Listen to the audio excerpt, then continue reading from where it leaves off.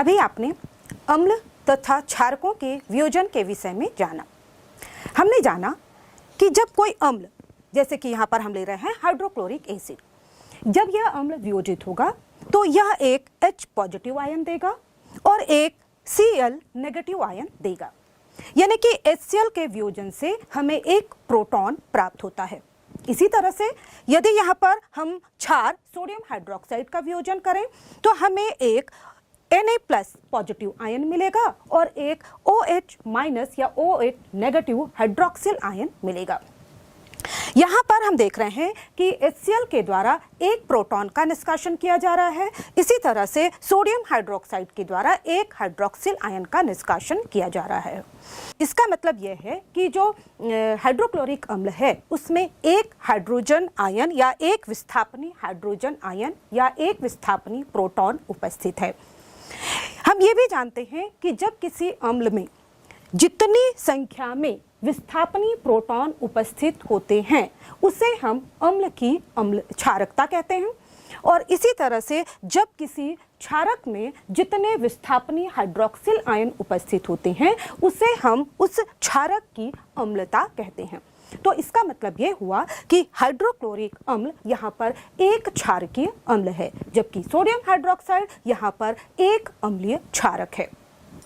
इसी तरह से हमारे पास और भी अम्ल है, जैसे कि हम यहाँ ले सकते हैं H2SO4 सल्फ्यूरिक अम्ल या फिर ऑक्सैलिक अम्ल, जिसका सूत्र है COOH COOH। यहाँ पर हम देख सकते हैं कि दोनों में दो दो हाइड्रोजन उपस्थित हैं और इनसे हमें दो दो प्रोटॉन प्राप्त हो सकते हैं, यानी कि ये द्विक्षारकीय अम्ल कहलाएंगे। इसी तरह से यहाँ पर हम एक और उदाहरण ले सकते हैं फास्फोरिक अम्ल का, जिसका सूत्र है H3PO4। यदि H3PO4 का वियोजन होता है तो यहाँ पर हमें 3 विस्थापनी हाइड्रोजन प्राप्त होंगे। इसका मतलब ये हुआ कि यहाँ पर सल्फ्यूरिक अम्ल और ऑक्सैलिक अम्ल द्विक्षारकीय अम्ल है, जबकि फास्फोरिक अम्ल यहाँ पर त्रिक्षारकीय अम्ल कहलाएगा। इस तरह से ये किसी भी अम्ल में या किसी भी अम्ल के एक अणु में जितने विस्थापनी हाइड्रोजन उपस्थित होते हैं उसके आधार पर उसकी क्षारकता निर्धारित होती है। और यदि एक ही अणु में एक से अधिक या हाइड्रोजन आयन उपस्थित हो या विस्थापनी हाइड्रोजन उपस्थित हो तो ऐसे अम्लों को हम बहुक्षारकीय अम्ल या पॉलीप्रोटिक अम्ल कहते हैं। और इसी तरह से यदि एक ही क्षारक में एक से अधिक विस्थापनी हाइड्रोक्सिल आयन उपस्थित हो तो ऐसे क्षारकों को हम बहु अम्लीय क्षारक या पॉली एसिडिक बेस कहते हैं। तो अब हम यहाँ पर जानेंगे कि क्या जो बहु क्षारकीय अम्ल होते हैं उनका वियोजन या उसमें से हाइड्रोजन आयन, क्योंकि उसमें एक से अधिक प्रोटॉन एक से अधिक हाइड्रोजन आयन उपस्थित है, तो उनका निष्कासन किस प्रकार से होता है। यहाँ पर हम ले रहे हैं सल्फ्यूरिक अम्ल H2SO4 जो कि द्विक्षारकीय अम्ल है। हम यहाँ पर देखेंगे कि इसमें 2 प्रोटॉन हैं, लेकिन इसका निष्कासन एक ही बार में नहीं होता है। सबसे पहले इसमें से एक प्रोटॉन का निष्कासन होगा और इसके फलस्वरूप हमें प्राप्त होगा H+ HSO4-। अब यहाँ पर दूसरे स्टेप में ये जो HSO4- ऋण आयन हमें प्राप्त हुआ है, इसमें से पुनः उपस्थित जो दूसरा प्रोटॉन है वह निष्कासित होगा H+ और हमें प्राप्त होगा SO4 आयन। और इस तरह से इस पहली वाली इक्वेशन के लिए यदि हम साम्यावस्था स्थिरांक या हम कहें आयनन स्थिरांक लिखें तो इस प्रकार से लिखेंगे Ka इज इक्वल टू यहाँ पर HSO4- की कंसंट्रेशन इंटू H+ की कंसंट्रेशन डिवाइडेड बाय H2SO4 की कंसंट्रेशन। और यदि इसके लिए आयनन स्थिरांक का मान ज्ञात किया जाता है तो यह प्राप्त होता है 1.7 इंटू 10⁻²। इसी तरह से जब हम दूसरे इक्वेशन के लिए आयनन स्थिरांक का मान लिखते हैं जिसे हम Ka2 नाम देंगे, तो यहाँ पर Ka2 के लिए जो हमें इक्वेशन होगा वो इस प्रकार से होगा SO4 की कंसंट्रेशन इंटू H+ की कंसंट्रेशन डिवाइडेड बाय HSO4- की कंसंट्रेशन। और इसके लिए जब हम आयनन स्थिरांक का मान पता करते हैं तो यह हमें प्राप्त होता है 6.4 इंटू 10⁻⁸। यानी कि पहले वाले Ka की तुलना में Ka2 का मान काफी कम होता है।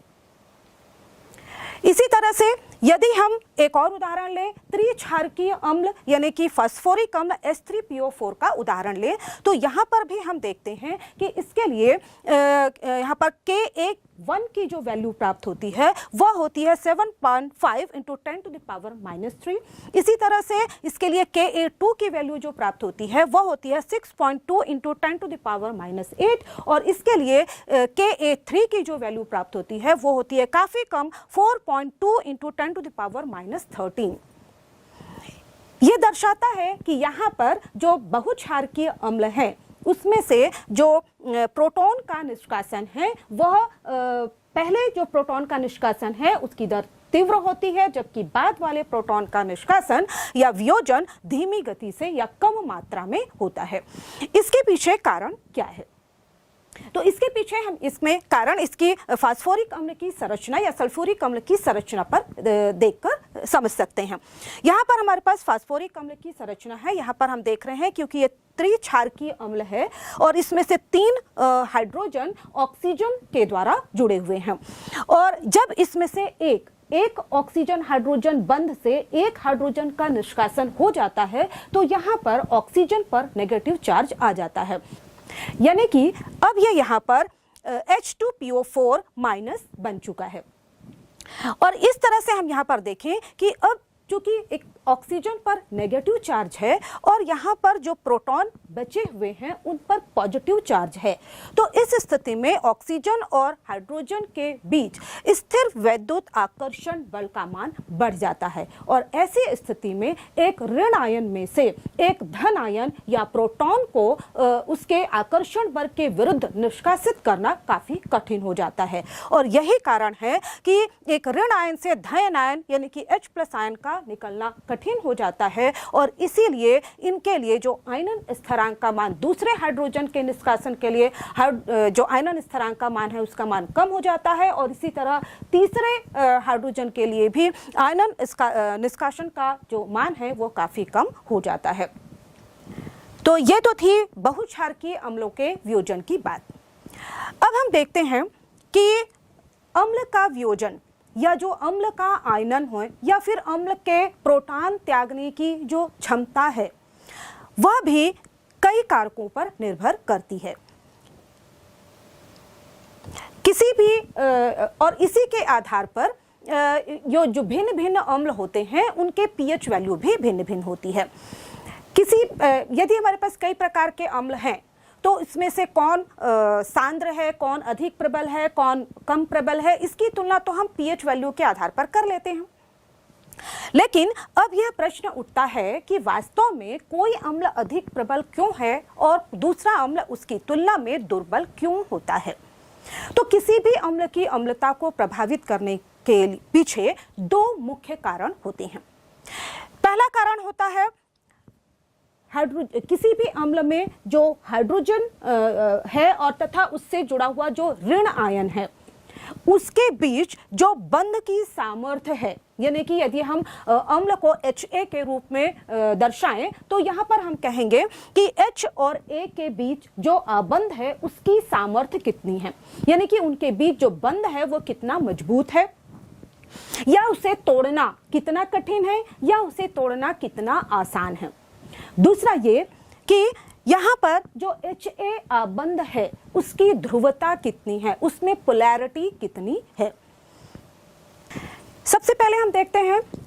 जो आबंध की सामर्थ्य किस प्रकार से किसी भी अम्ल की अम्लता को प्रभावित करती है। यदि हाइड्रोजन और ऋण आयन के बीच जो आबंध है वह कमजोर होगा तो उसे तोड़ने के लिए कम ऊर्जा की आवश्यकता होगी और वह आसानी से टूट जाएगा, यानी कि ऐसे अम्ल में से हाइड्रोजन या प्रोटॉन का निष्कासन आसानी से हो जाएगा और इस स्थिति में अम्ल की सामर्थ्य बढ़ जाएगी, अम्ल अधिक प्रबल हो जाएगा। दूसरी ओर यदि हम पोलैरिटी की बात, बंध के ध्रुवता की बात करते हैं, तो यहाँ पर यदि हम देखें कि हाइड्रोजन और ऋण आयन के बीच इलेक्ट्रोनेगेटिविटी या ऋण विद्युतता में अंतर जितना अधिक बढ़ जाएगा, यानी कि जो ऋण आयन है वो जितना अधिक इलेक्ट्रोनेगेटिव होगा। हम जानते हैं कि जो इलेक्ट्रोनेगेटिव तत्व होते हैं वो ससंयोजक बंध के बीच के जो साझे के इलेक्ट्रॉन जोड़े हैं उन्हें अपनी ओर खींच लेते हैं। तो इस तरह से जितना ज्यादा जो ऋण आयन है, जितना ज्यादा इलेक्ट्रोनेगेटिव होगा, वह हाइड्रोजन और ऋण आयन के बीच के जो इलेक्ट्रॉन जोड़े हैं उन्हें अपनी ओर खींचेगा, जिसकी वजह से प्रोटॉन का निष्कासन आसान हो जाएगा। इसका मतलब यह है कि यदि इनके बीच की ऋण विद्युतता में अंतर बढ़ जाता है, यानी कि इनकी जो अणु है उसमें पोलैरिटी या ध्रुवता हमें दिखाई पड़ने लगती है, तो इस स्थिति में यहाँ पर जो इसका वियोजन, हाइड्रोजन का वियोजन सरल हो जाता है और उससे अम्ल की सामर्थ्य बढ़ जाती है। अब हम बात करते हैं कि ये जो गुण है वह पीरियोडिक टेबल में हम किस तरह से देख सकते हैं। तो यहाँ पर हम बता दें कि जब हम पीरियोडिक टेबल में आवर्त में चलते हैं, यानी कि बाएं से दाईं ओर चलते हैं, उस स्थिति में इनके बीच की जो ध्रुवता होती है, हाइड्रोजन और ऋण आयन के बीच की ध्रुवता, वह अम्ल की प्रबलता को ज्यादा प्रभावित करती है। जैसे कि मान लीजिए हम देख रहे हैं, सबसे पहले हम लिखते हैं कार्बन, नाइट्रोजन, ऑक्सीजन और फ्लोरीन, इनके हाइड्राइडों को। कार्बन का हाइड्राइड यहाँ पर मीथेन होगा, जिसे हम इस प्रकार से लिख सकते हैं CH3 और H। यहाँ पर हम देख रहे हैं कार्बन हाइड्रोजन के बीच बंध है। उसी तरह से नाइट्रोजन का हाइड्राइड हम अमोनिया लेते हैं, जिसे हम इस प्रकार से लिखेंगे NH2 और बॉन्ड H। इसी तरह से यहाँ पर ऑक्सीजन का हाइड्राइड जल होगा, जो होगा OH, और यहाँ पर बंध के साथ यहाँ पर H है। इसी तरह से यहाँ पर है फ्लोरीन का हाइड्राइड, ये होगा HF। तो यहाँ पर F और इसके बीच बंध के साथ यहाँ पर हाइड्रोजन जुड़ा हुआ है। अब हम जानते हैं कि इन सभी हाइड्राइडों में जो ऋण आयन है उसकी इलेक्ट्रोनेगेटिविटी किस प्रकार से है। हम जानते हैं कि सबसे ज्यादा इलेक्ट्रोनेगेटिव होता है फ्लोरीन, जिसकी इलेक्ट्रोनेगेटिव होती है 4.0। उसके बाद होती है ऑक्सीजन की, यह होती है लगभग 3.0। फिर उसके बाद है नाइट्रोजन की, और सबसे कम होती है कार्बन की। इसका मतलब यह है कि जो हाइड्रोजन और फ्लोरीन के बीच आबंध है वो सबसे ज्यादा पोलर या ध्रुवीय प्रकृति का होगा, और यही कारण है कि हाइड्रोजन फ्लोराइड में से हाइड्रोजन का निष्कासन बहुत ही आसानी से हो जाएगा। तो इस तरह से यदि हम अम्ल प्रबलता की बात करें तो बाएं से दाईं ओर चलने पर अम्ल प्रबलता, इनके हाइड्राइडों में जो अम्ल प्रबलता है उसका मान बढ़ता है, क्योंकि इस लेफ्ट टू राइट जाने पर ही हम देख रहे हैं कि तत्व की या जो ऋण आयन है उसकी इलेक्ट्रोनेगेटिविटी बढ़ रही है। जबकि दूसरी ओर हम वर्ग में देखें, ऊपर से नीचे पर आते हैं, तो यहाँ पर हम देखेंगे कि तत्व का आकार, परमाणु आकार बढ़ता है, और परमाणु आकार बढ़ने के साथ साथ हम देखेंगे कि जो हाइड्रोजन है और ऋण आयन है उनके बीच क्या जो बंध लंबाई है उसमें वृद्धि होती जाती है। जैसे कि हम यहाँ पर 17वें वर्ग के तत्व हैलोजन के लें, तो यहाँ पर हैलोजन के हाइड्राइड जो होंगे, यहाँ पर हाइड्रोजन फ्लोराइड होगा, यहाँ पर HCl होगा, HBr होगा या HI होगा। यदि हम इनकी तुलना करें तो हम देखेंगे कि फ्लोरीन के हाइड्राइड यानी कि हाइड्रोजन फ्लोराइड, इसका आकार सबसे कम होगा, और फ्लोरीन का आकार सबसे कम है, फिर क्लोरीन का अधिक है, नीचे आने पर आयोडीन तक आकार बढ़ जाता है। इसका मतलब यह हुआ कि हाइड्रोजन और फ्लोरीन के बीच जो बंध की लंबाई है वो बहुत कम है, लेकिन हाइड्रोजन और आयोडीन के बीच की जो बंध लंबाई है वो अधिक है। और हम जानते हैं कि बंध लंबाई जितनी अधिक होती है उसके लिए वियोजन एंथैल्पी का मान उतना ही कम होता है, यानी कि हाइड्रोजन आयोडाइड में से हाइड्रोजन आयन को निष्कासित करना काफी आसान होगा। और यही कारण है कि जब हम ऊपर से नीचे की तरफ आएंगे तो अम्ल सामर्थ्य में वृद्धि होती जाएगी, क्योंकि इसी क्रम में बंध लंबाई का मान बढ़ रहा है और वियोजन ऊर्जा का मान कम हो रहा है। तो इस तरह से हम देखते हैं कि आवर्त में जो अणु के में उपस्थित पोलैरिटी है या ध्रुवता है वह अम्ल के सामर्थ्य को प्रभावित करती है, जबकि किसी वर्ग में ऊपर से नीचे जाने पर हम देखते हैं कि वहां पर ऋण आयन और हाइड्रोजन के बीच जो अबंध की लंबाई है वह अम्ल के सामर्थ्य को प्रभावित करती है। एक और महत्वपूर्ण कारक है जो कि अम्लों या क्षारकों के आयनन को प्रभावित करता है और इस कारक को हम कहते हैं सम आयन प्रभाव। हम जानते हैं कि जो प्रबल अम्ल या प्रबल क्षारक होते हैं वो तो पूरी 100% वियोजित हो जाते हैं और उनका आयनन 100% होता है, लेकिन जो दुर्बल अम्ल या दुर्बल क्षारक होते हैं उनका आयनन सम आयन प्रभाव के द्वारा भी प्रभावित होता है। उदाहरण के लिए हम यहाँ पर एक दुर्बल अम्ल का उदाहरण लेते हैं। यह दुर्बल अम्ल है एसिटिक एसिड।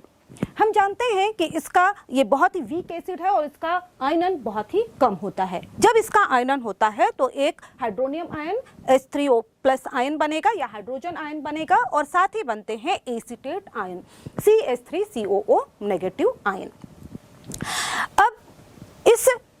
विलयन में ये जो दुर्बल विद्युत अपघट्ट के विलयन में यदि हम कोई एक प्रबल विद्युत अपघट्ट या साल्ट डाल दें, ऐसा साल्ट जिसमें कि एक आयन ऐसा उपस्थित हो जो कि दुर्बल अम्ल में भी उपस्थित है, जैसे कि मान लीजिए हम एसिटिक एसिड के विलयन में डालते हैं सोडियम एसीटेट। अब हम सोडियम एसीटेट का जब आयनन होगा तो हम जानते हैं यहाँ पर हमें सोडियम Na+ पॉजिटिव आयन मिलेंगे और एसीटेट आयन मिलेंगे और एसीटेट आयन बहुत अधिक मात्रा में मिलेंगे क्योंकि ये जो सोडियम एसीटेट है एक प्रबल लवण है, एक प्रबल विद्युत अपघट्ट है और इसलिए बहुत अधिक मात्रा में यहाँ पर हमें एसीटेट आयन मिलेंगे। अब चूंकि यहाँ पर एसीटेट आयनों की संख्या बढ़ गई है तो यहाँ पर हम जानते हैं कि ली शतेलियर के सिद्धांत के अनुसार क्योंकि यहाँ पर प्रोडक्ट की सांद्रता बढ़ गई है तो अब यहाँ पर जो साम्यावस्था है वह स्थिर न रहकर डिस्टर्ब हो जाएगी और यहाँ पर यह जो साम्यावस्था उस दिशा की ओर अग्रसर होगी जिससे ये बढ़े हुए एसीटेट आयनों की सांद्रता कम हो जाए, यानी कि अभिक्रिया बैकवर्ड दिशा में आगे बढ़ेगी और ये जो एसीटेट आयन है ये पहले से जो हाइड्रोजन आयन जो एसिटिक अम्ल के वियोजन से प्राप्त हाइड्रोजन आयन है उनके साथ मिलकर यह पुनः एसिटिक एसिड का निर्माण करेंगे और एसिटिक एसिड जिसका वियोजन कम हो जाएगा। तो इस तरह से हम देखते हैं कि एक कॉमन आयन उपलब्ध कराकर हम दुर्बल विद्युत अपघट्ट के वियोजन को और भी कम कर सकते हैं, या इसे हम यदि परिभाषित रूप से कहें तो हम ये कह सकते हैं कि किसी ऐसे पदार्थ के मिलाने से जो कि विघटन साम्य में पहले से उपलब्ध समान आयन या समान आयनिक स्पीसीज को उपलब्ध कराकर साम्यावस्था को विस्थापित कर देता है, इस प्रभाव को हम सम आयन प्रभाव कहते हैं। और इस समायन प्रभाव को हमने देखा कि ले शतेलियर के सिद्धांत के अनुसार आसानी से समझा जा सकता है। क्योंकि इस प्रकार की जो व्यवस्था होती है इस प्रकार से जो आयनन का वियोजन दुर्बल विद्युत अपघट्ट का वियोजन सम आयन के प्रभाव से कम हो जाता है, इसकी वजह से विलयन का जो पीएच है वह भी प्रभावित होता है। तो आइए हम देखते हैं कि किस प्रकार से एक दुर्बल अम्ल के विलयन में किसी सम आयन वाले प्रबल विद्युत अपघट्ट को मिला देने से उसके पीएच पर क्या प्रभाव पड़ता है।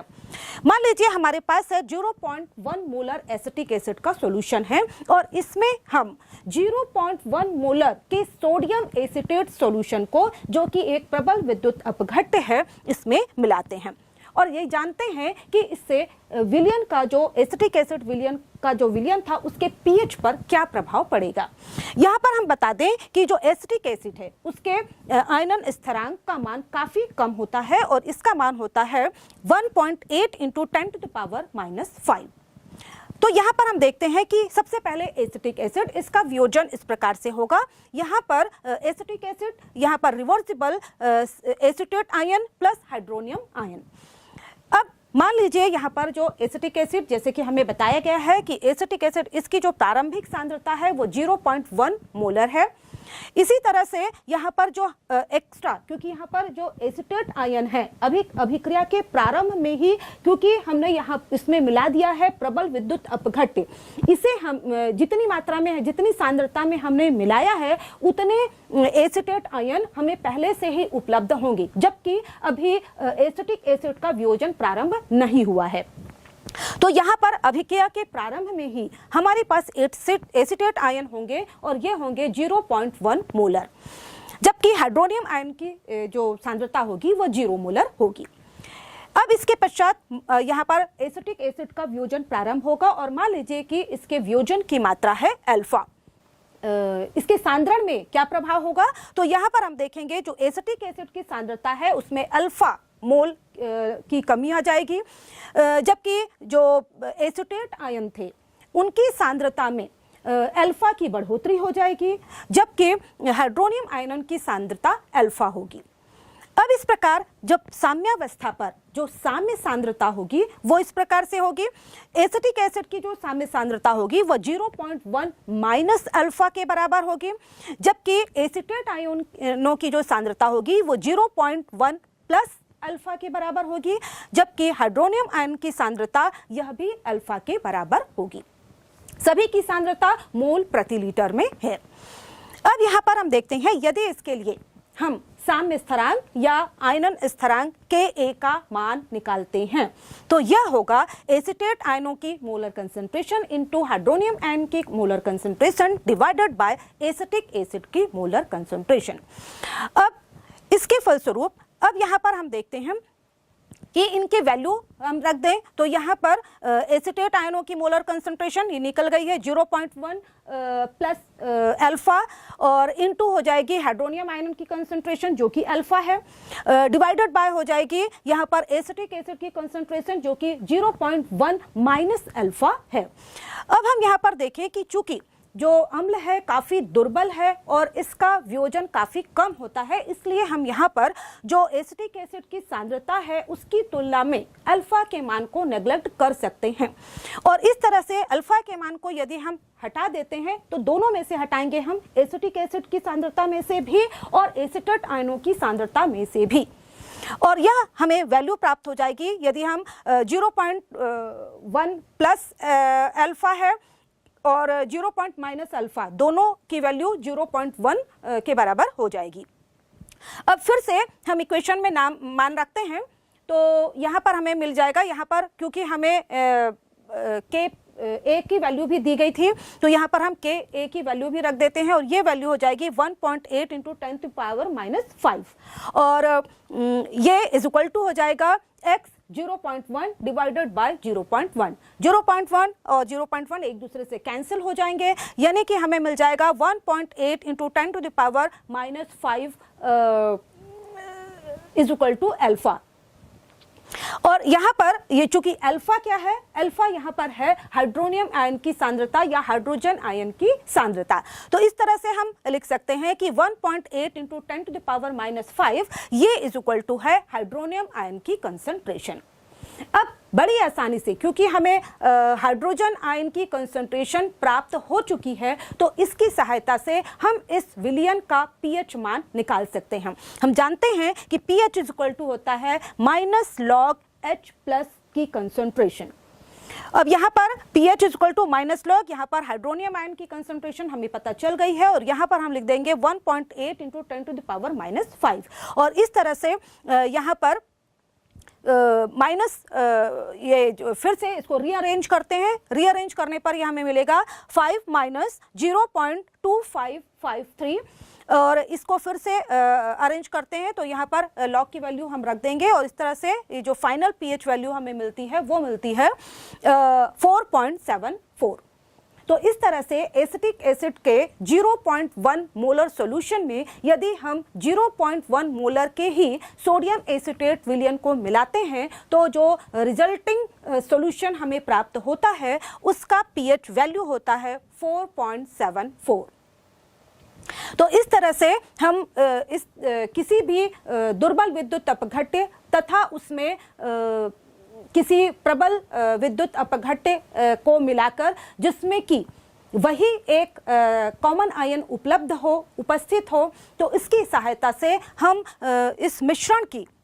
जो रिजल्टिंग मिश्रण होगा उसके पीएच मान की गणना कर सकते हैं।